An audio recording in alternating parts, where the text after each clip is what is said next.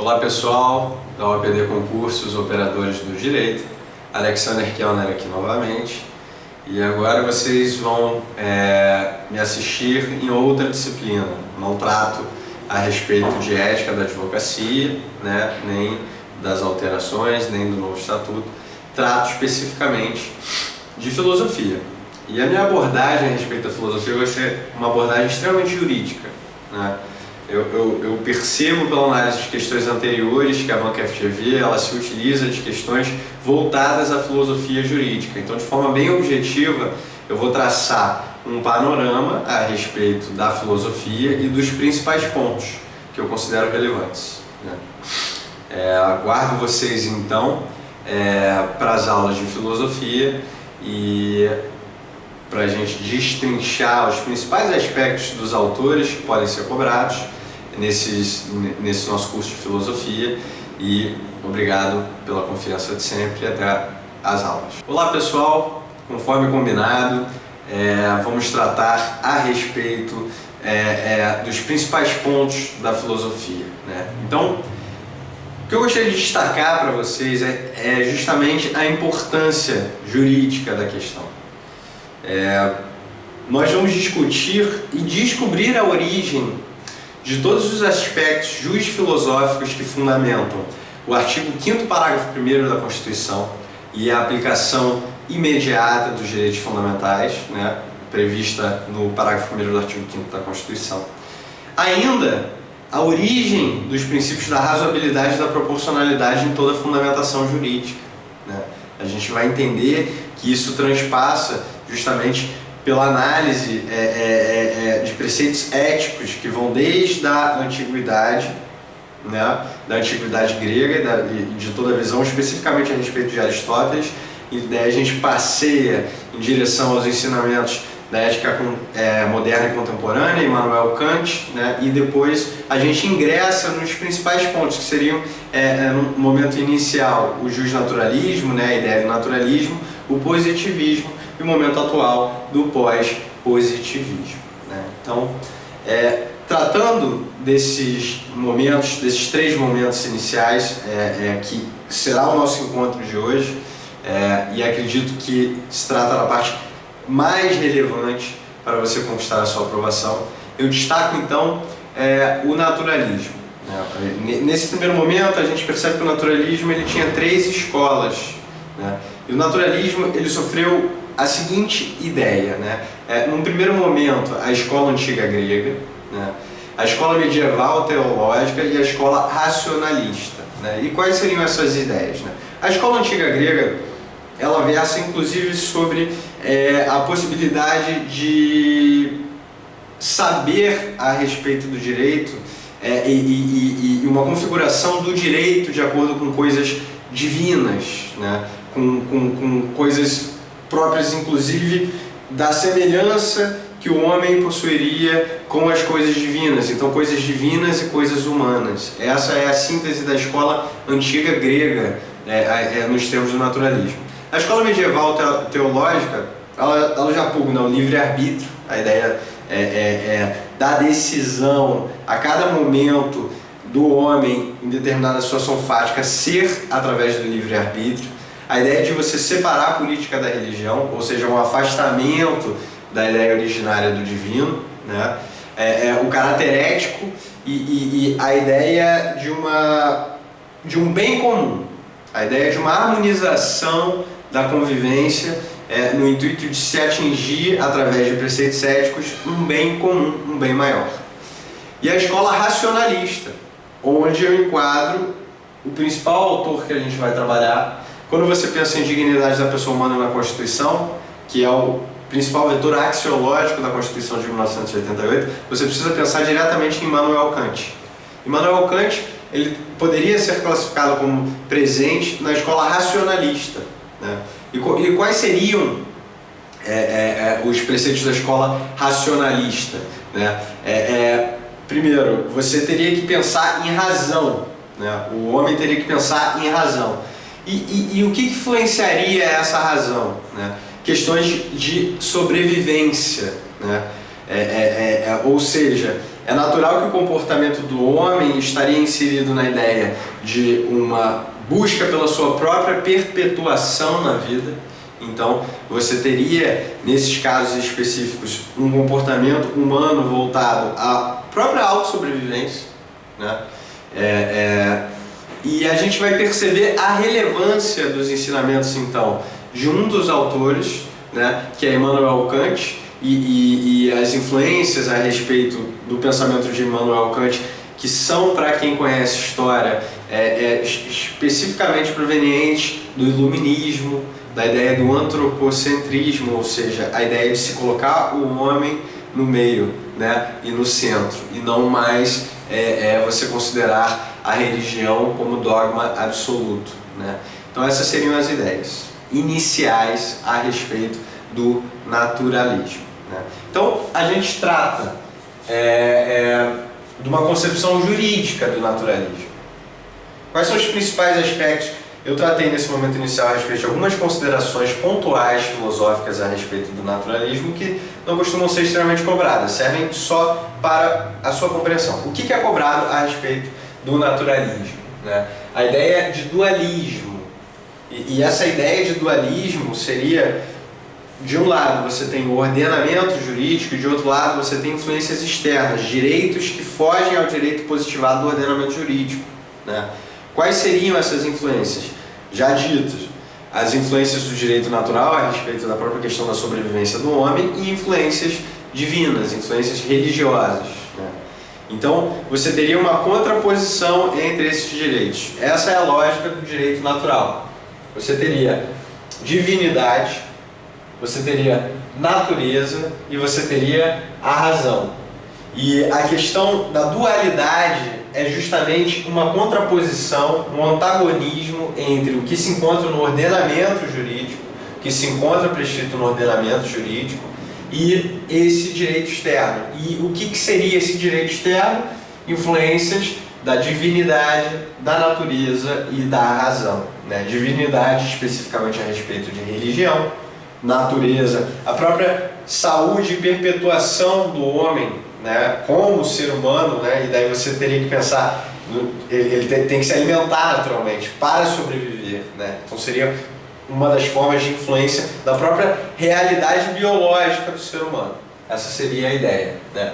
E a razão, muito intrinsecamente ligada à ideia de perpetuar-se na vida, né? E decisões racionais baseadas justamente na ideia de sobrevivência. Essa seria, então, a concepção dualista que deve ficar especificada para vocês a respeito do direito natural e do jusnaturalismo, né?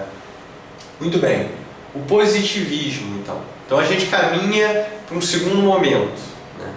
Você tem um abandono dessas ideias, e daí a gente percebe que é natural que você tenha a ideia de um afastamento das concepções divinas e extremamente naturais, e sim um certo apreço pelo ordenamento jurídico. Isso já começou inclusive com Hugo Grotius, né, e com Gottfried Wilhelm Leibniz, né, que eram autores do naturalismo, mas que já estavam começando a dissociar a ideia de divindade, um afastamento da ideia do que seria divino para o que seria mundano, né, para o homem nesse sentido.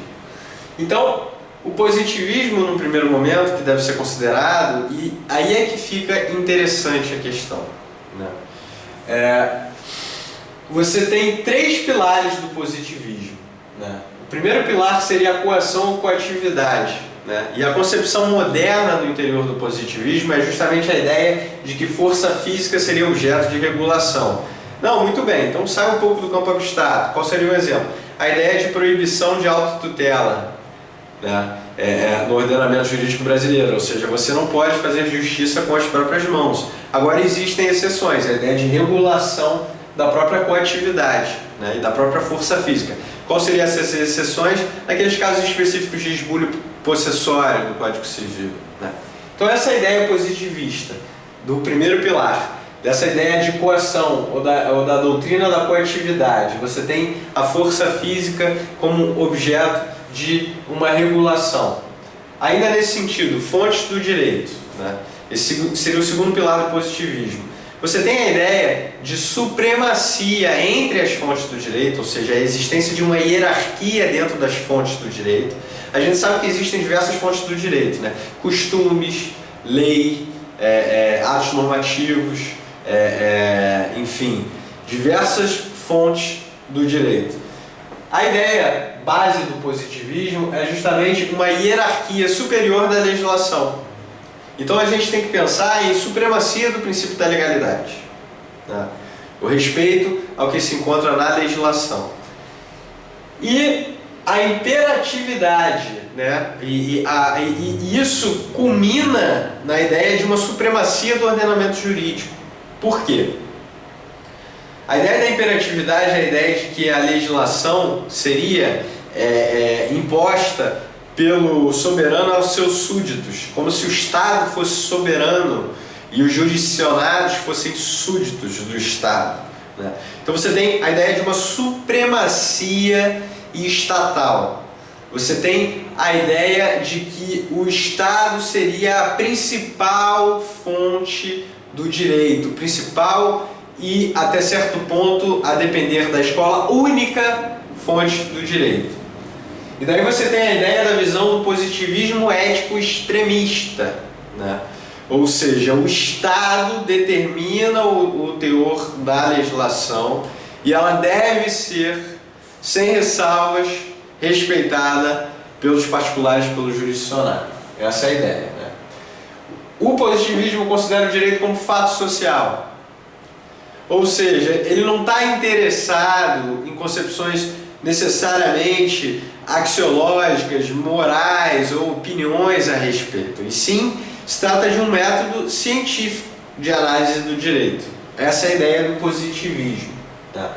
E daí eu destaco alguns autores e a gente vai perceber que essas são as ideias, a grosso modo, do positivismo, mas que dentro do positivismo você tinha diversas vertentes diferenciadas, né?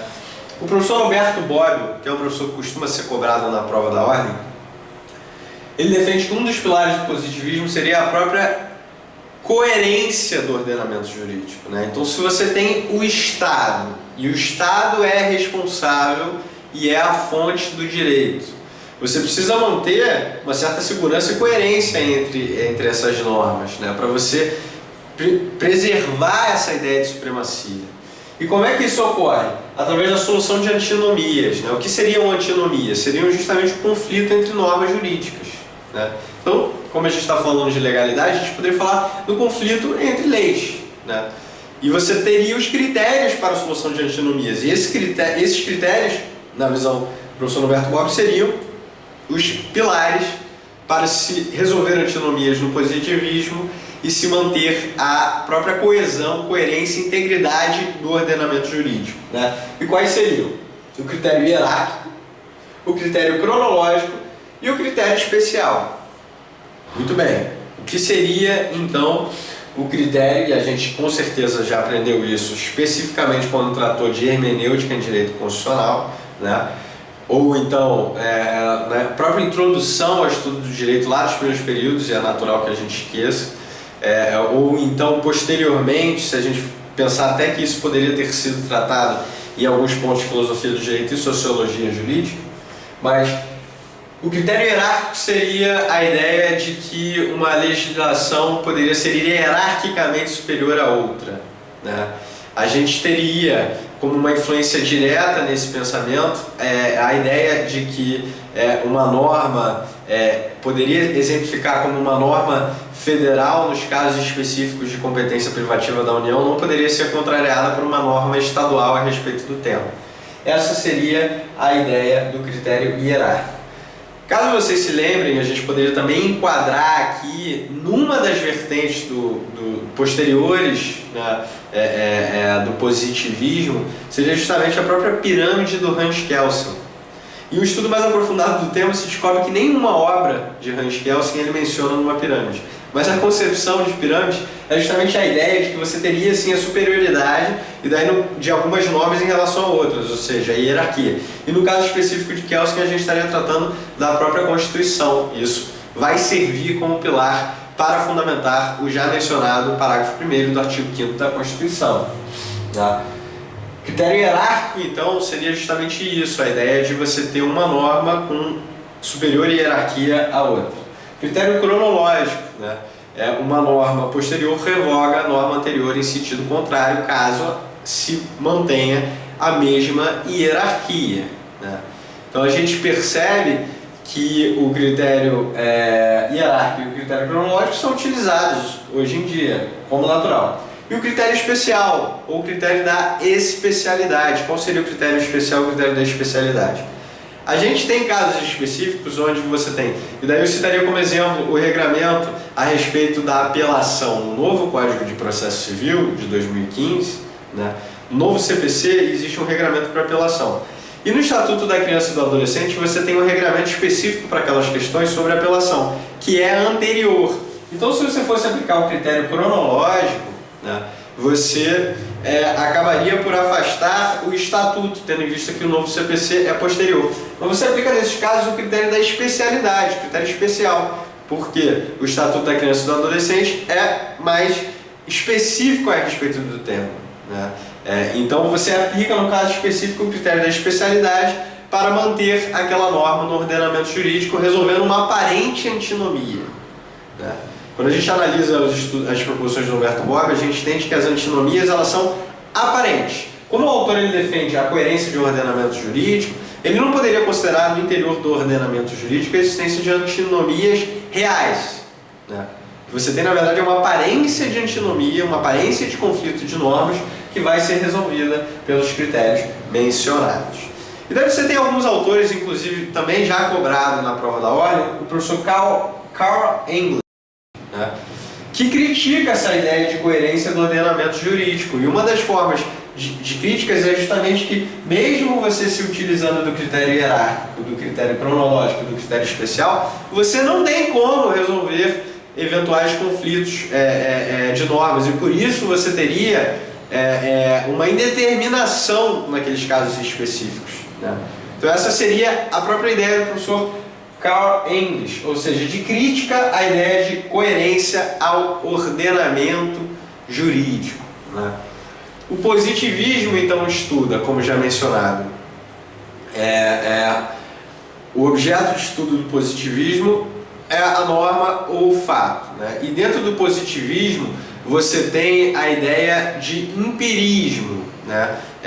Que seria justamente uma visão empírica das coisas, ou seja, através da própria vivência e experiência prática, né? Você teria, através da experiência, como descobrir as coisas. E dentro do empirismo você tem uma subdivisão, a divisão entre a escola da exege e a escola histórica, né?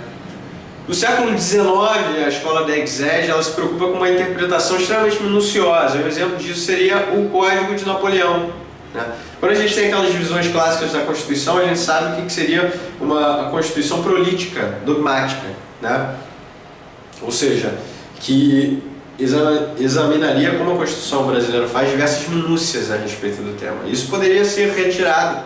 Uma exemplificação disso seria o próprio Código de Napoleão de 1804, né? Nesse mesmo sentido, o juiz, ao analisar essas questões, ele deve aplicar estritamente o que está estrito, né? Aplicar a lei ao pé da letra. Essa seria a lógica, especificamente a respeito da escola da exege. E daí a gente poderia citar alguns autores, né? O Thomas Hobbes, né? Século XVI, Jean-Jacques Rousseau, Hans Kelsen, séculos XIX e XX, a escola marxista, e daí fugindo um pouco da filosofia, né, porque se trata na verdade de sociologia jurídica, o professor Emile Durkheim, do século XX. E voltando à histórica, né, o objetivo não é no que tange especificamente a escola histórica, o objetivo não é você criar normas, o objetivo é você positivar as normas. E daí você tem a ideia que o direito residiria no uso e nos costumes do povo. O direito não residiria no espírito das leis, e sim no espírito do povo. Essa é a ideia da escola histórica, né? A lei ela deve refletir o desenvolvimento histórico de cada povo. Isso vai influenciar inclusive na própria interpretação histórica da hermenêutica, como a gente vai perceber, né? Muito bem. Superado então o positivismo, só exemplificando, tá? E vocês vão entender o porquê disso. Uma das ideias presentes em diversos doutrinadores brasileiros, a gente poderia citar o professor Luiz Roberto Barroso e diversos outros, é de que uma das causas para regimes totalitários na década de 30 e 40, na Alemanha e na Itália, a respeito do nazismo e do fascismo, seria o positivismo, né? O positivismo extremado, porque diversos autores, e daí eu cito o próprio Norberto Bobbio, ele fala que o positivismo seria incompatível com regimes totalitários, né? A ideia originária do positivismo seria incompatível com regimes totalitários, você teria que pensar no Estado liberal, né? Agora, o que ocorreu na década de 30 e 40 foi a utilização da visão extremada do positivismo, a visão de positivismo extremado, ou seja, uma supremacia total do ordenamento jurídico, uma supremacia total do princípio da legalidade, né? O afastamento total de qualquer vetor do naturalismo, né? E a ideia de que o Estado seria a única fonte do direito. E isso perpetrou em diversas arbitrariedades e absurdos que ocorreram, né, especificamente no período da Segunda Guerra Mundial, revestidas sobre o manto de uma suposta legalidade. Porque se eram atos expedidos pelo Estado, e como o ordenamento jurídico através do Estado é supremo, então seriam legais, né? E daí você teve diversas arbitrariedades. E daí a gente passa, com base nessas arbitrariedades, para o momento do pós-positivismo, né? Agora, só ressaltando, que deve ficar claro que isso é levantado por diversos autores, o positivismo, quando você quer afastar uma ideia, quando você busca afastar uma ideia, você tem uma tendência a denegrir essa ideia. E como é que você faz isso? Através de uma atribuição, de uma negação ou de uma abnegação ou de um rebaixamento do positivismo à concepção de Hitler, né? Então você traz uma mácula para o positivismo e você diz que ele está superado e você ingressa no pós-positivismo. Agora, o que deve ser ressaltado é que o professor Norberto Bobbio fala isso, que no que tange especificamente, o positivismo ele é a precisão científica, ele é o debate científico. Então você não tem uma superação do positivismo. Você só tem uma nova influência, da palavra do professor Norberto Bobbio, de novos vetores axiológicos que vão ser utilizados em conjunto com o positivismo, com a precisão científica, né? Com a ideia de, em casos específicos, de uma coerência desse ordenamento. Só que essa coerência agora, tendo em vista a insuficiência desses critérios, ela será aclarada por outras questões que a gente vai perceber no pós-positivismo, né? Muito bem. O que seria o pós-positivismo? O pós-positivismo é toda uma movimentação de diversos autores no sentido de afastamento da supremacia total do ordenamento jurídico, da visão de que o Estado seria o único responsável e fonte do direito, dessa fonte suprema do direito que seria a legislação.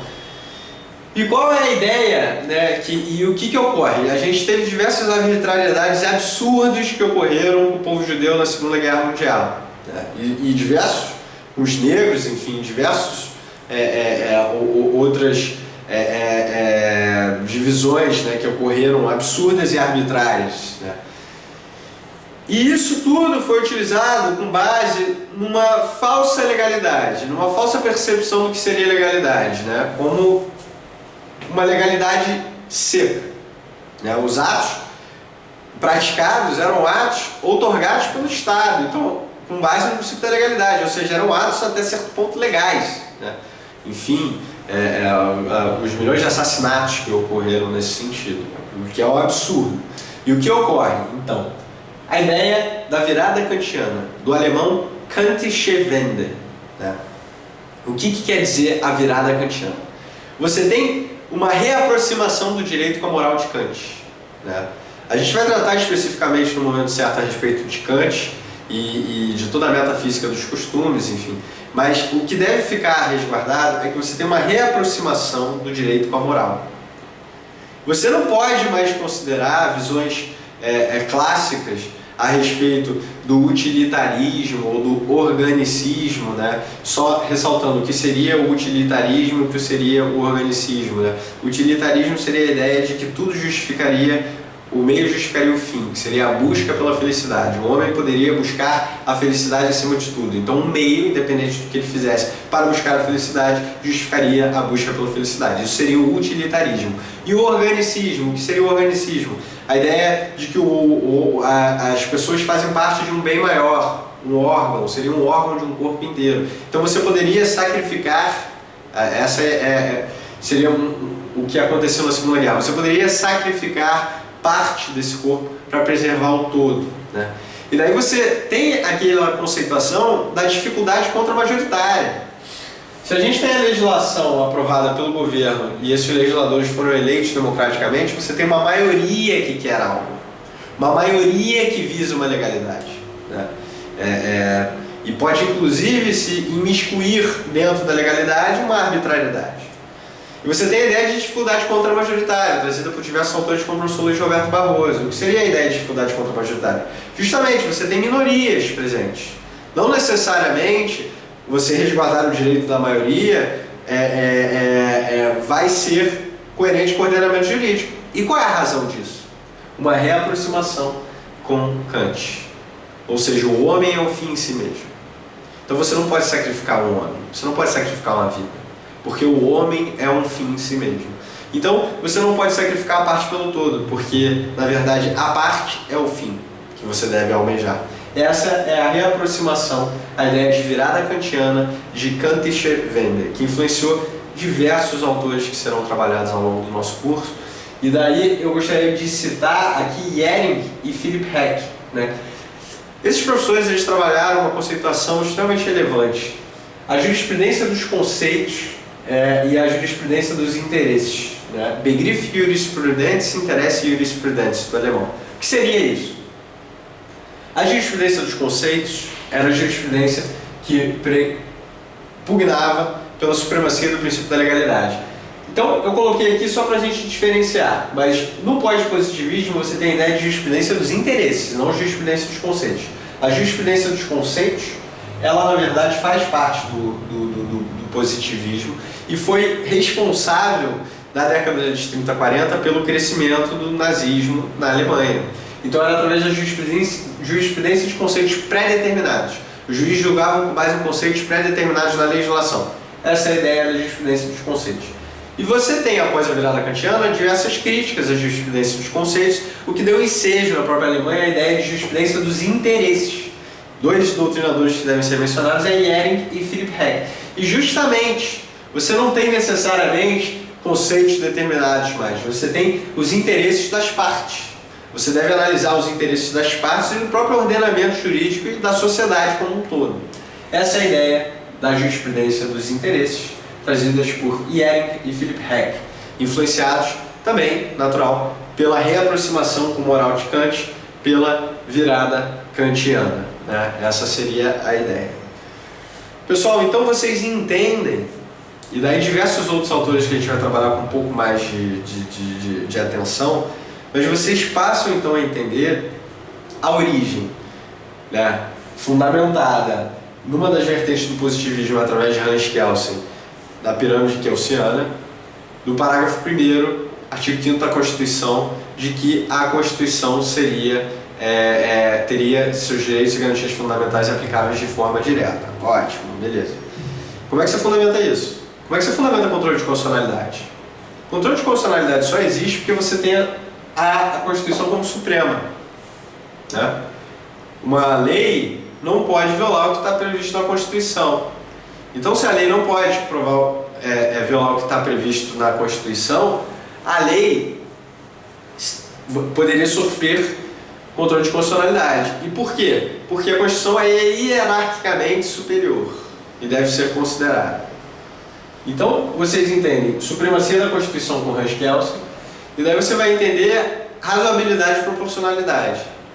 Porque se a lei não vai dizer tudo, e se você não consegue resolver tudo com os critérios já mencionados, hierárquico, cronológico e especial, você vai ter que buscar outras formas de solução, que se dão justamente através de razoabilidade e proporcionalidade.